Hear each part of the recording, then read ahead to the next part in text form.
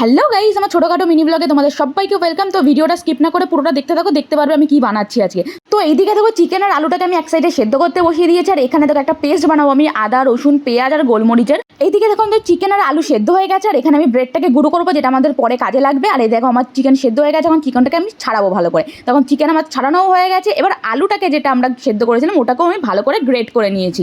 তো দেখো আলু আমাদের গ্রেড হয়ে গেছে। এখন আমি এখানে মশলাটা তৈরি করব। যে মশলাটা আমি বানিয়েছিলাম ওই মশলাটা তেলে ছেড়ে তার মধ্যে আমি হলুদ, নুন, ধনের গুঁড়ো, কাশ্মীরি লঙ্কার গুঁড়ো আর একটু লাল লঙ্কার গুঁড়ো দিয়ে মশলাটাকে ভালো করে কষিয়ে নেব।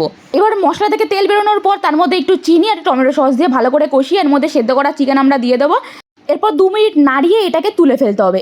এবার চিকেনটাকে ওই সেদ্ধ করা আলুটার সাথে একসাথে মিক্স করে যে চিকেনের হাড়টা আমরা রেখেছি ওই চিকেনের হাড়ের মধ্যে ভালো করে একটা শেপে ভালো করে বসিয়ে ফেলতে হবে। এরপর একটা ডিম ফেটিয়ে ডিমের মধ্যে এটাকে চুবিয়ে তার মধ্যে ব্রেডের গুঁড়ো মিশিয়ে এটাকে ভালো মতো ভেজে ফেলতে হবে। আর আমাদের স্ন্যাক্স রেডি। তোমাদের কেমন